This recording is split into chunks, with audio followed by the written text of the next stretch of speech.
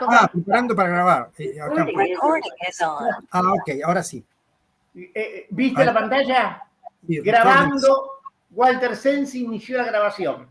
Perfecto, perfecto, ahí estamos, ahí estamos. Ahora, el problema va a ser cómo lo rescatás después de eso, pero bueno. No, eso sí, te lo va a un Dropbox. Ah, perfecto, Ya perfecto. está.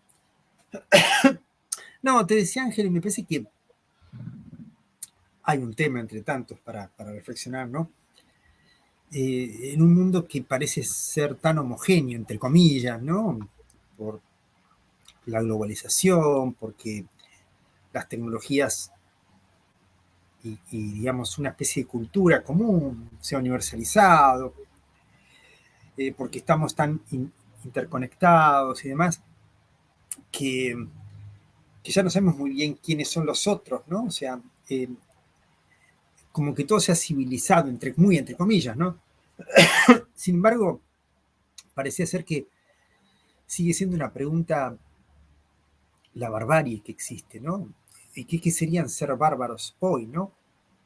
Porque recordaba un poco me corregirás, Ángel, el origen de la palabra bárbaro, ¿no? Los bárbaros, ¿no? Los barbar, ¿no? Los que no hablan, los que balbucean, los que no conocen el idioma, conocen la cultura, los que no saben vivir en cierta forma institucional, pero que estaban fuera de la polis, ¿no? Fuera del ágora, ¿no? Me parece que da para pensar bastante en este tiempo, ¿no? ¿Qué significará eso cuando no hay afuera donde está el bárbaro, ¿no? Más allá de que, bueno, eventualmente se pueda compartir el espacio físico, ¿no? Tal vez hay otros espacios que delimitan, que separan. Bueno, y recordamos nosotros aquí, ¿no? La civilización y barbarie, cosas así, ¿no? O sea, una pregunta recurrente a lo largo de la historia, ¿no? Sí. Sí, dos cosas. Primero, con relación al término, sí, efectivamente, era específicamente los que no hablaban lengua griega, ¿no? Porque, evidentemente, ahí arranca el término, ¿no? Imitando, sí, ese balbuceo, ¿no? Esa ininteligibilidad, ¿no? Para el oído griego, ¿no? Lo cual no quita que en esa famosa, por así decirlo, antinomia creada por el movimiento sofístico de lo que es por naturaleza y de lo que es por ley, hubo sofistas, por ejemplo, Antifonte, que decía que por naturaleza una diferencia tal como bárbaros y griegos no es tal, sino que es un producto del nomos, de la ley, es decir, es la cultura que instaura esa división. Muy interesante, ¿no? Muy interesante. O sea que más allá de haber creado esa distinción, ¿no? Ese término, ese concepto de bárbaro, en el propio mundo griego surge también, ¿no? La contrapartida, ¿no? El cuestionamiento de la existencia de eso, ¿no? Por naturaleza y por ley, ¿no? Es una antinomia muy interesante, porque por un lado, si recién rescatamos lo natural para contraponerlo a un exceso cultural, por otro lado, invocamos la cultura para impedir, para combatir las diferencias que la naturaleza produce entre los hombres, por ejemplo, las fuerzas físicas, ¿no? ¿No? Entonces, la ley los igualaría, ¿no? Y esa diferencia dejaría de existir, ¿no? Muy interesante el juego. Y con respecto a la actualidad, es muy interesante lo que acabas de decir, ¿no? Pero quizá esté solapado ese concepto de barbarie en Europa, por ejemplo, con respecto a los inmigrantes, ¿no? Que pertenecen a otra esfera. Y en nuestro país, en nuestra patria, puntualmente, es el problema del aborigen, ¿no? El aborigen que en el proyecto de los años 80 no estaba contemplado el gaucho, por ejemplo, la integración del gaucho por medio de la educación, etcétera. Pero en el ideario de traer inmigrantes europeos, no había lugar, de manera que lamentablemente la solución por el exterminio o bien por directamente el alejamiento, el apartamiento, mandarlo a zonas, en fin, que no ofendieran la cara visible de la Argentina que se quería mostrar, ¿no? En fin. Claro, porque digamos, con otra por ahí, otra referencia teórica, casi antropológica, ¿no? Ese buen salvaje, ¿no? De Rousseau, ¿no? Que nos plantea el problema de, efectivamente, lo que parece ser bárbaro es la llegada a la cultura, ¿no? Una especie de paradoja ahí que abandonando esta naturaleza, que sería una naturaleza prístina, buena, espontáneamente, digamos, amigable, digamos, o consigo mismo y con los otros, digamos, pero rudimentaria con respecto a la solución de la subsistencia, ¿no? Arrojado, obligado a arrojarse la cultura, obligado a perfeccionarse, pero en la perfección de la cultura, la paradoja de una especie de perversión, de maldad, de lucha, digamos, despiadada, incluso las instituciones creadas, ¿no? A partir de eso, asimétricas, injustas, bueno, la pregunta es, parece ser que la propia civilización genera la barbarie, ¿no? En fin, sí, la hipótesis así naturalista, como decías vos, Antifonte, la naturaleza funciona con sus reglas, sus leyes, pero la civilización superpone, digamos, un nuevo mecanismo, un nomos, ¿no? Donde, bueno, lo civilizado y lo no civilizado son en ese nuevo orden, ¿no? Porque tal vez la pregunta, digamos, sobre esta barbarie, no tengo una buena respuesta en volver a un estado de naturaleza, por así decirlo, ¿no?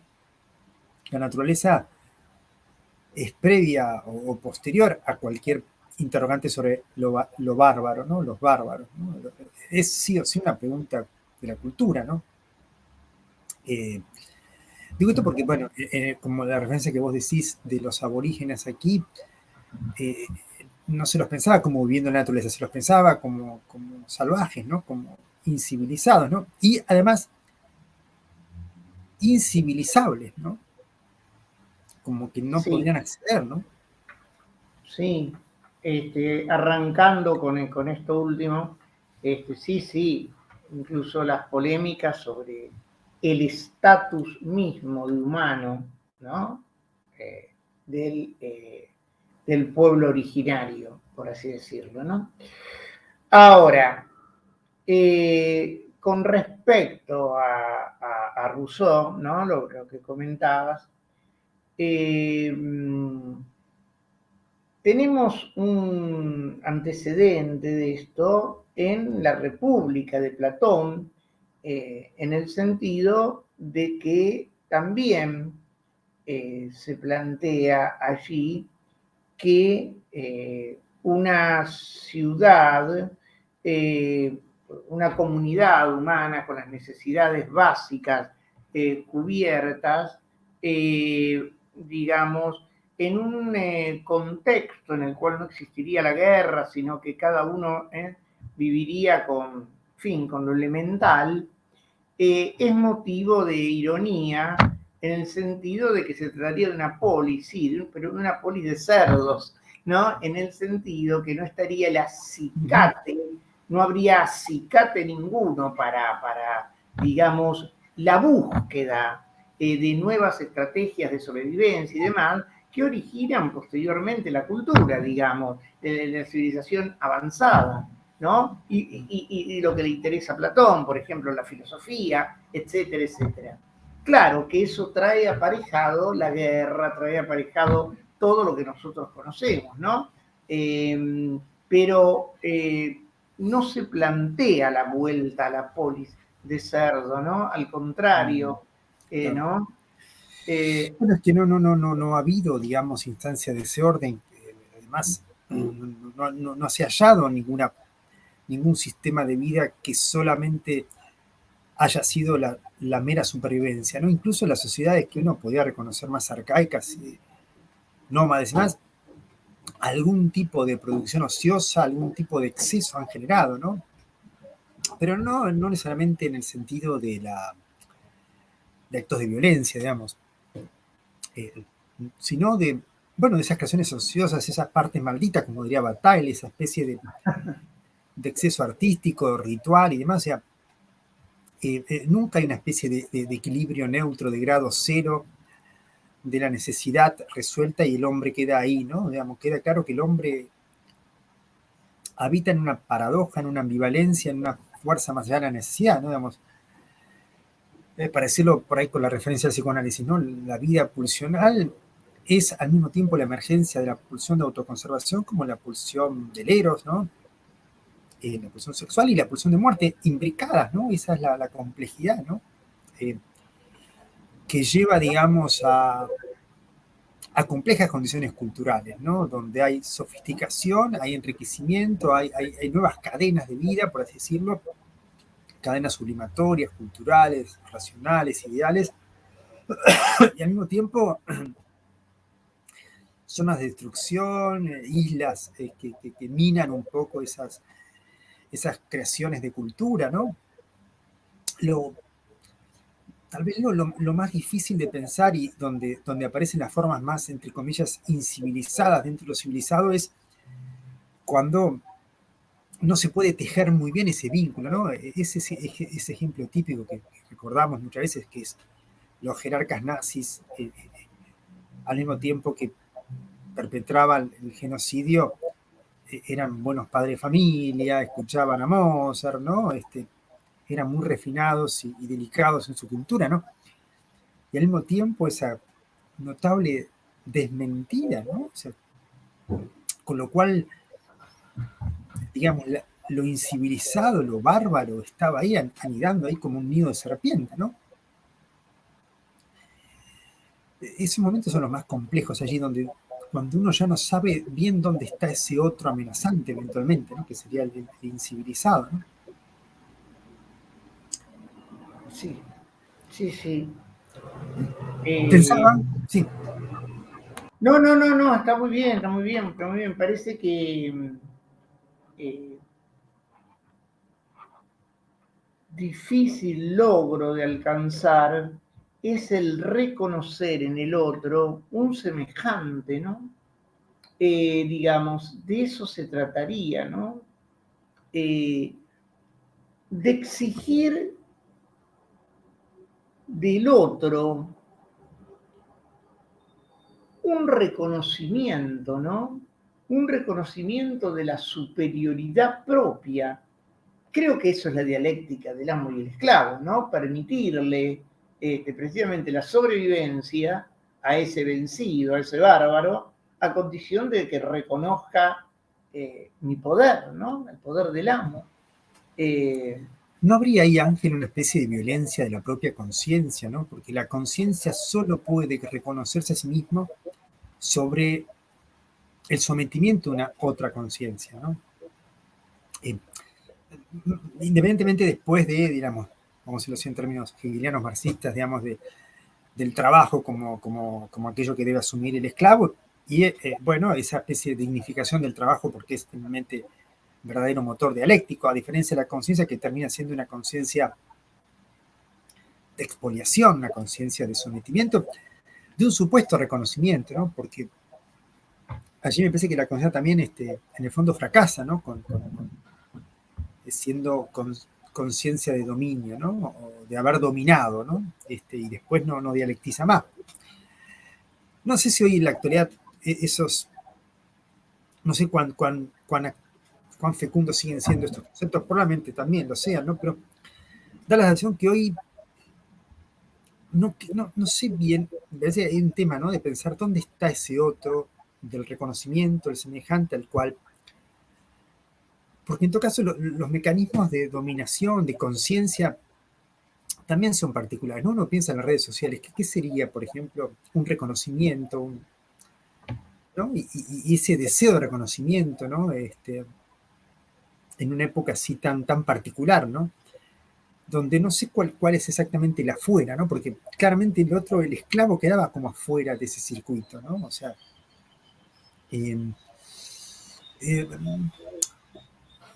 pensaba un poco en esa, no sé si esa alegoría o esa genealogía que presenta en algún lugar Baudrillard, que dice, en un comienzo los otros, los salvajes, eran los lobos, ¿no? Digamos, ¿no?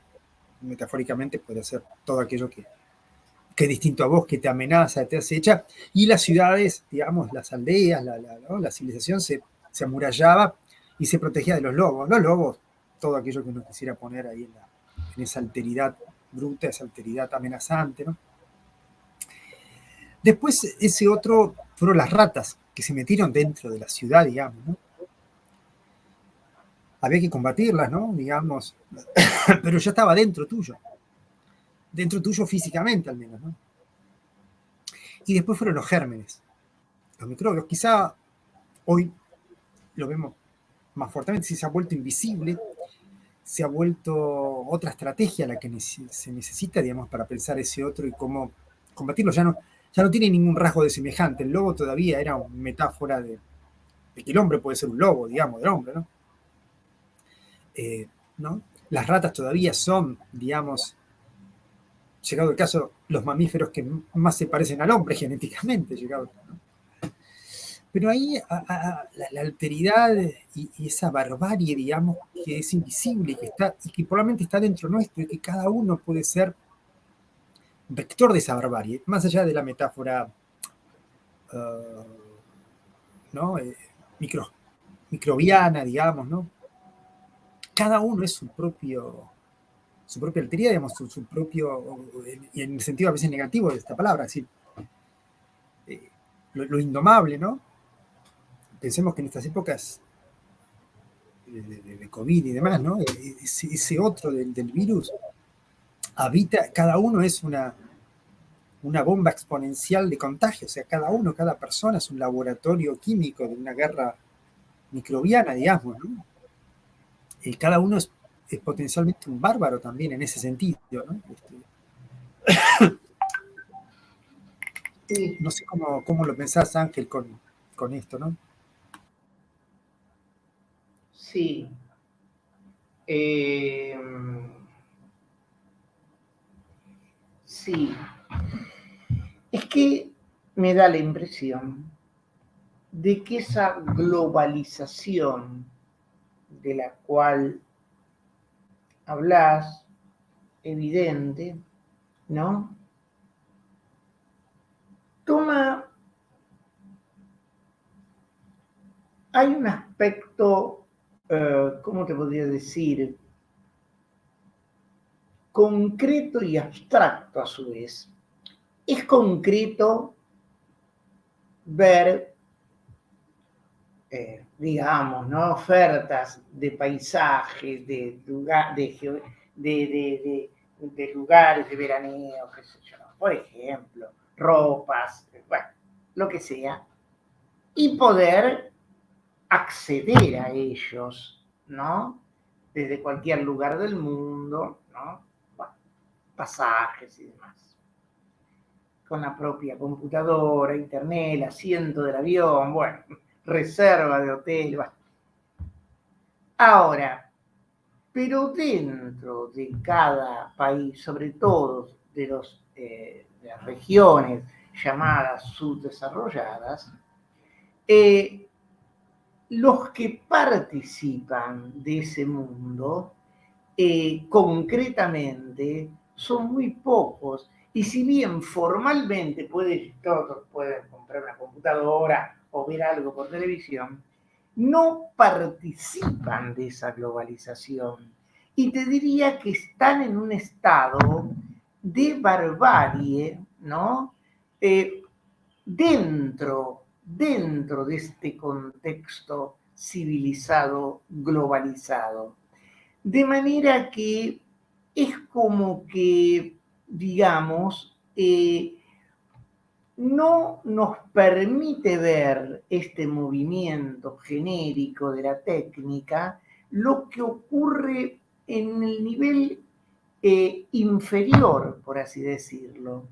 Vuelvo a pensar en nuestro país, vuelvo a pensar bueno, ¿no? Las comunidades aborígenes, como en otros países de Sudamérica, pero también los niveles de materialidad concreta, en la falta de acceso material de inmensas capas de la población a todo eso, ¿no? No sé cómo será el tema de los inmigrantes allá en Europa, cómo vivirán, cómo participarán. De manera que quizá la contradicción sigue existiendo, pero a un nivel conviviendo con la civilización, ¿no? Es decir, es lo que se me ocurre ante estas observaciones tan interesantes tuyas, ¿no? Sí. No, pensaba, digamos, que ha sido la tecnología, especialmente la virtualidad, las redes y más, lo que más velozmente se ha expandido, digamos, en la cultura. Es decir, hoy es más fácil darle un celular y conexión a internet a una persona que agua, digamos, ¿no? O sea, la tecnología y lo que implica es la tecnología como una cultura de imagen, una cultura visual, una cultura de contacto, comunicación, independientemente de la realidad posible de trasladarse, de radicarse, de los beneficios económicos que efectivamente siguen siendo reducidos. Pero tal vez no ha habido fenómeno tan masificador y masificador de una cultura, con todo lo que eso conllevaría si seguimos un poquito la hipótesis de McLuhan de que el medio es el mensaje, que ha provocado las tecnologías virtuales y demás, ¿no? Digamos, ¿cuál sería la alteridad a un mundo de pantallas, un mundo de imágenes que todos ahí, digamos, no importa aquí el magnate mayor o una persona muy limitada en su economía, digamos, hoy todos participan un poco de ese mundo que los enculturaliza a todos más o menos de un modo similar, ¿no? Independientemente de que efectivamente las limitaciones digamos, económicas o materiales siguen siendo evidentes, ¿no? Un instante. Pero un fenómeno de este tipo... Enchufo. Que me estoy quedando. Ahora sí, adelante. Sí, no, que un fenómeno de este tipo... Digo esto en el sentido que... digamos, si vamos a decirlo también con lenguajes así también del siglo XIX, si las condiciones de producción no son más importantes que los productos, ¿no? Hoy las condiciones de producción tecnológicas y más ha generado una especie de superestructura que sí, sin duda que debe haber gente beneficiada económicamente, ¿no? Pero en el fondo el sistema va más allá de las necesidades, de los recursos económicos propiamente dichos, digamos, ¿no? O sea, sin duda que esto es un tema, ¿no? Pero que incluso impone las condiciones también para los intercambios y los reconocimientos. Si el problema sigue siendo el de la conciencia, esa conciencia, me parece, se juega más en el territorio de lo que son el registro de las tecnologías y redes sociales y mundos virtuales que el de las formas de producción más tradicionales en cuanto a recursos materiales, ¿no? Me parece, va. O por lo menos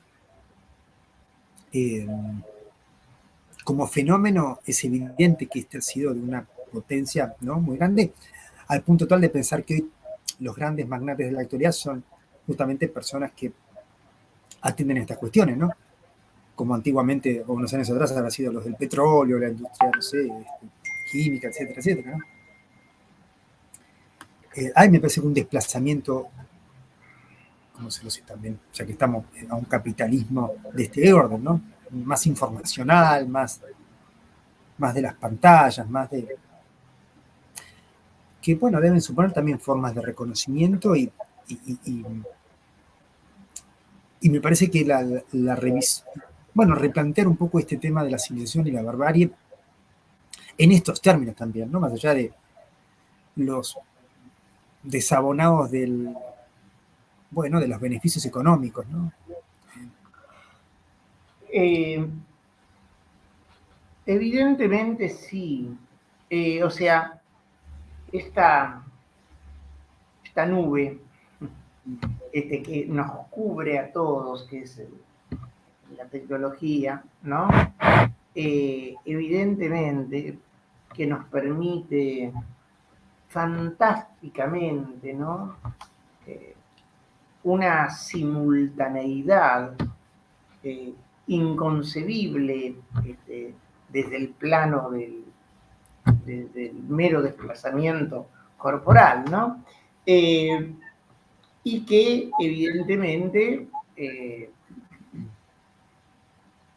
evidentemente tiene una accesibilidad eh, sorprendente en cuanto a sus posibilidades, ¿no? Porque podemos comprar un celular, digamos. Ahora bien, el tema es, Walter, que lo importante es cuál es, porque se desprende de lo que estás diciendo, más allá de que no sea el objetivo, me parece, con que vos lo planteabas, cuál es el criterio de realidad, ¿no? ¿Cuál es, digamos, el punto de apoyo para saber dónde estamos en medio ¿no? de todo esto? ¿Dónde estamos como individuos? Para que no perdernos en ese mar. Y es allí cuando son nuevamente las condiciones materiales de existencia las que te marcan el principio de realidad. ¿Por qué? Bueno, porque, digamos, este mundo tecnológico ligado fundamentalmente a la actividad cerebral no puede, digamos, satisfacer las necesidades del hambre, por ejemplo, ¿no? De la habitación, en fin. Y es allí donde el individuo que concreto, que padece esto, se da cuenta del desfase y me parece que digamos, esta conciencia global que presenta un mundo que no es el de sus necesidades, choca con su realidad concreta y me parece que eso produce, bueno, un sentido eh, de alienación, si querés, ¿no? Con respecto a su propia realidad. No sé si por ahí venía Sí, lo que... ahora, pero Ángel, bueno, retomando un poquito lo primero que decías, ¿no? Y en esta alusión a la supuesta sociedad de cerdos de la República, ¿no?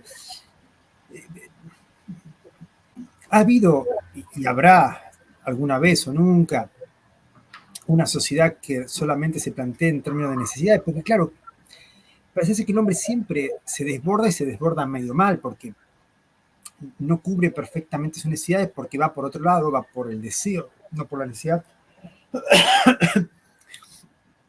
Y esa alienación es inevitable, es decir, incluso en aquellos que tienen superabundancia económica, la alienación es inevitable. Las necesidades están mal satisfechas, digamos, en el sentido diverso. Es decir, sociedades que no tienen dificultades económicas y tienen enormes problemas para alimentarse, por ejemplo, y tienen diferentes tipos de patologías ligadas a la alimentación, ¿no? Lo cual también significa algo equivocado, algo traumático, algo complejo con respecto a la necesidad, más allá de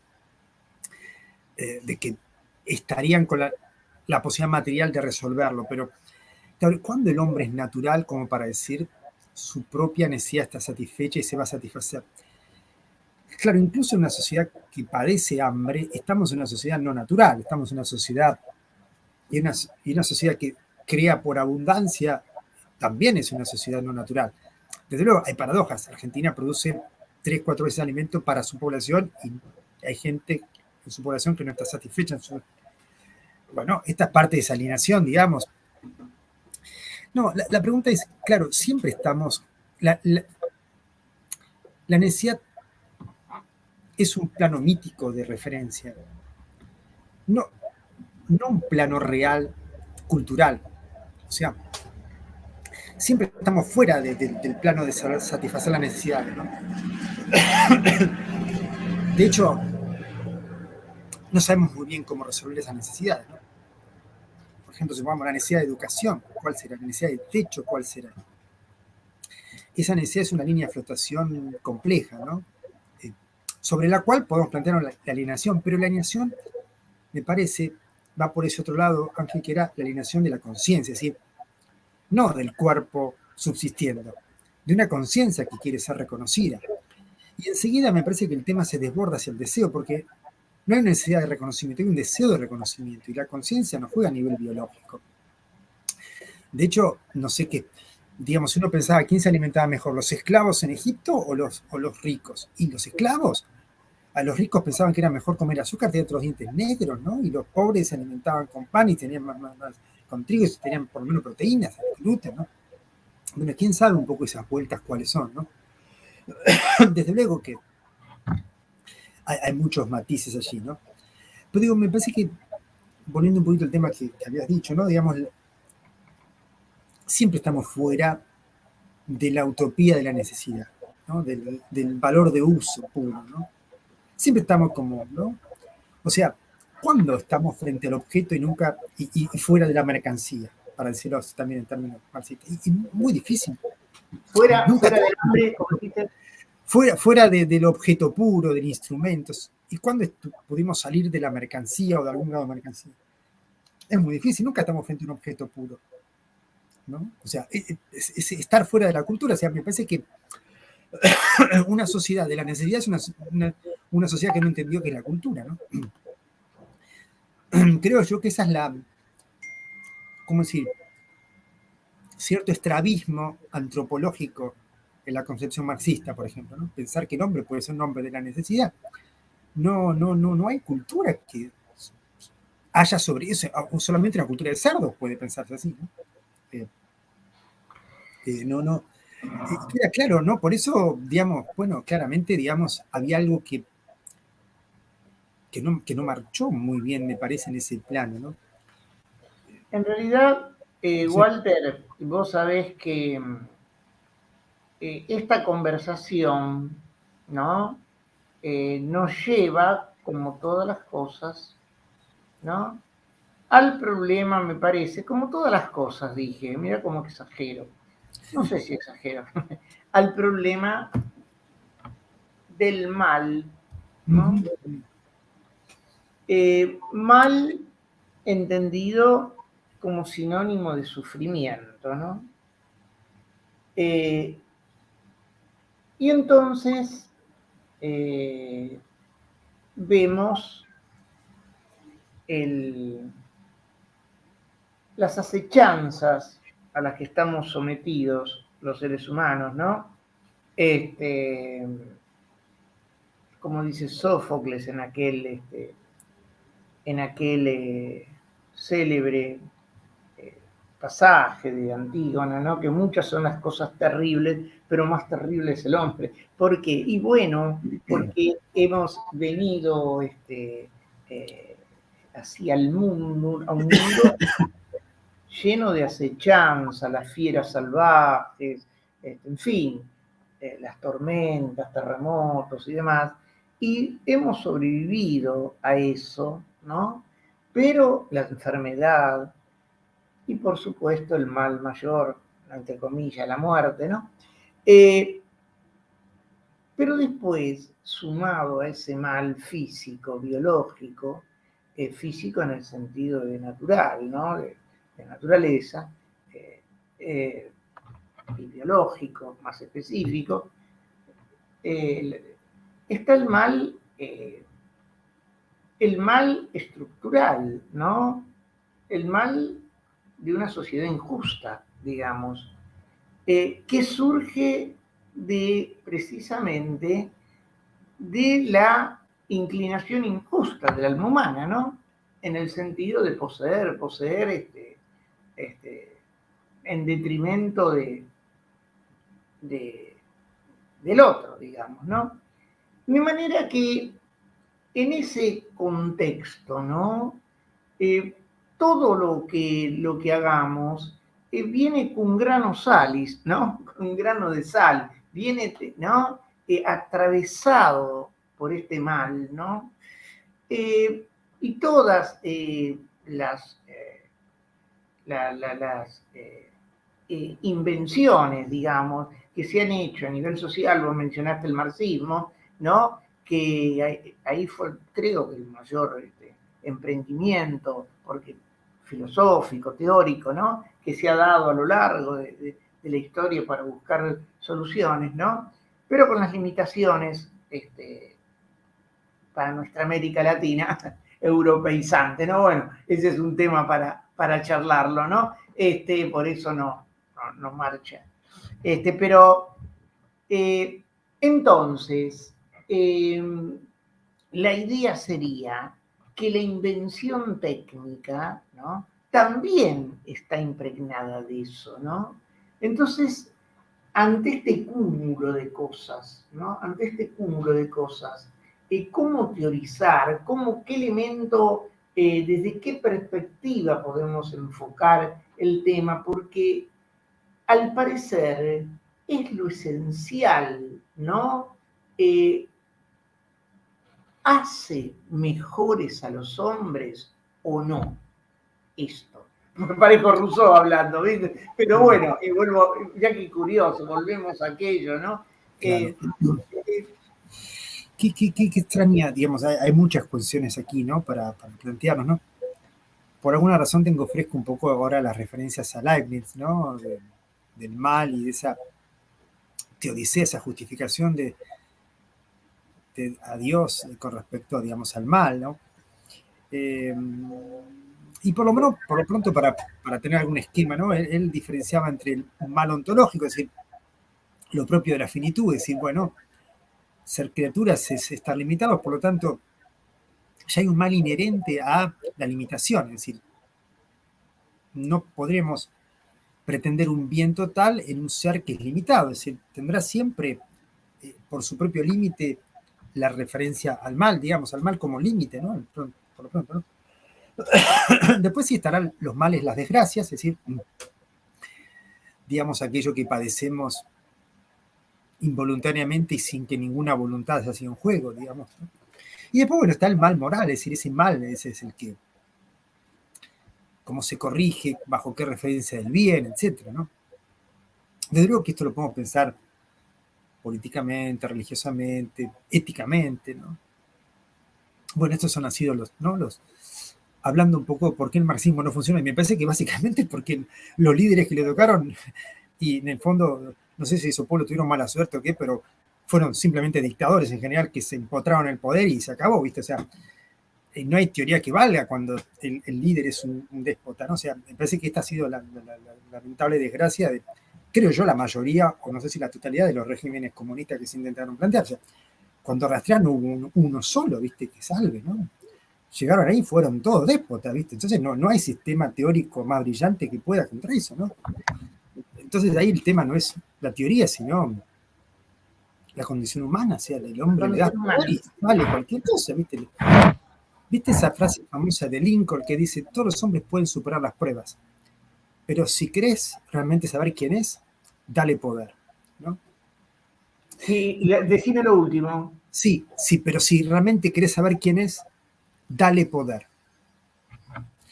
Y ahí salieron todos, ¿viste? No salió uno solo. O sea, creo que el gran acto político es la renuncia, ¿viste? O sea, el sacrificar el poder, o sea, que te dure poco el poder, ¿viste? O sea, eso me parece que fue la gran gloria de los griegos, ¿no? Un año, ¿viste? ¿viste? Y después te ofreces al exilio, te ofreces al, ¿viste? O el rey filósofo pensado por Platón, precisamente. Claro, bueno, pero bueno, esta cosa por lo menos de limitar los poderes, o sea, no hace bien enquistarse en el poder, porque no hubo caso en la historia que el que se enquistó en el poder después no vino una desgracia, no vino la anarquía, que era que se creó un monarca, después viene la anarquía, de cualquier color, en cualquier régimen fuese, me parece, bueno, no sé.